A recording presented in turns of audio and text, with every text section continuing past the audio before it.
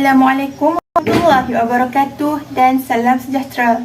Nama saya Nurul Fatihah binti Hen, pemegang nombor matrik D2001094933 daripada ISP dan Malaysia Semester 3.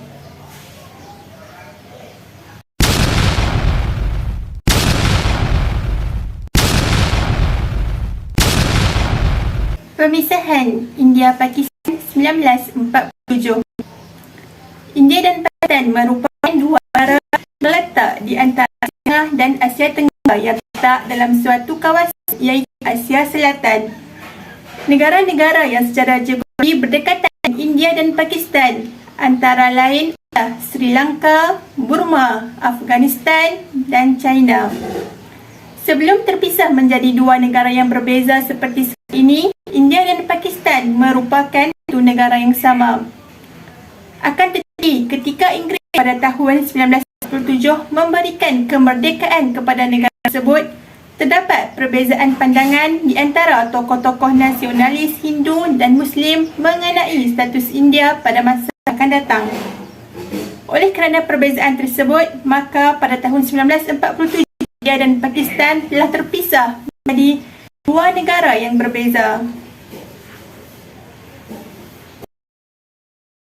Pemisahan antara India dan Pakistan telah bermula sejak awal kemerdekaan pasca penjajahan Inggeris yang pada akhirnya melibatkan kedua negara ke dalam suatu konflik yang berpanjangan dalam memperebutkan wilayah Kashmir.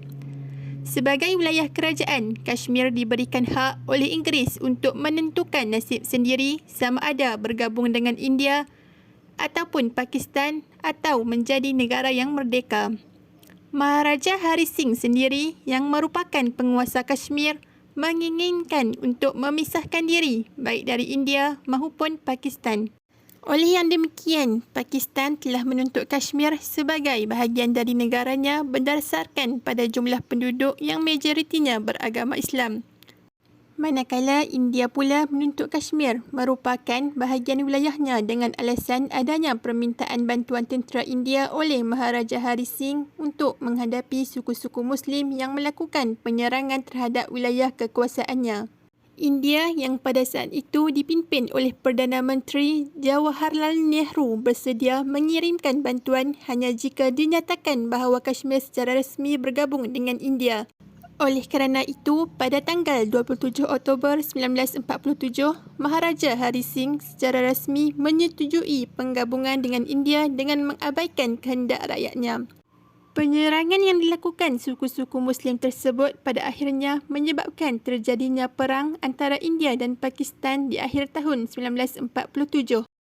Meskipun demikian, pertikaian di antara kedua negara diselingi dengan berbagai macam perundingan dan perjanjian. Bagi meredakan peperangan, sebuah perjanjian yang melibatkan Perserikatan Bangsa-Bangsa PBB telah diadakan yang pada akhirnya menghasilkan sebuah resolusi untuk menghentikan tembak-menembak.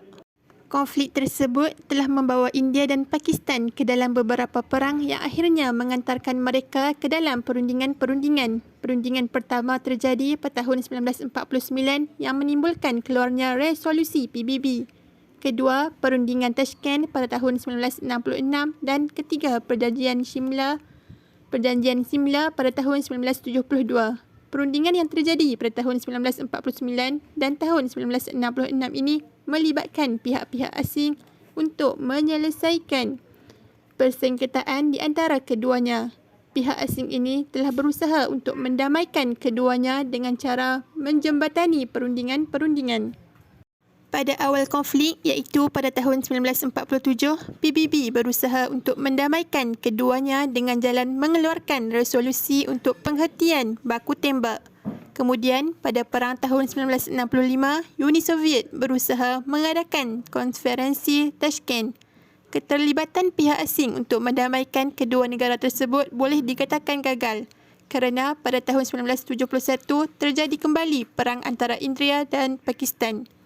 Penyelesaian perang tersebut dilakukan dengan cara diadakannya perundingan yang dilakukan di Simla, India.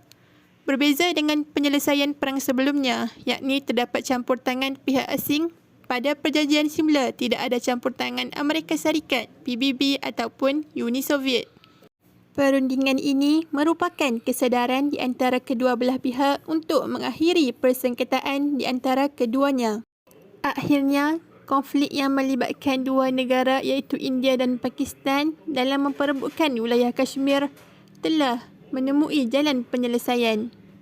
Dan pada akhirnya, pada tahun 1947, telah berlakunya pemisahan antara India dan Pakistan.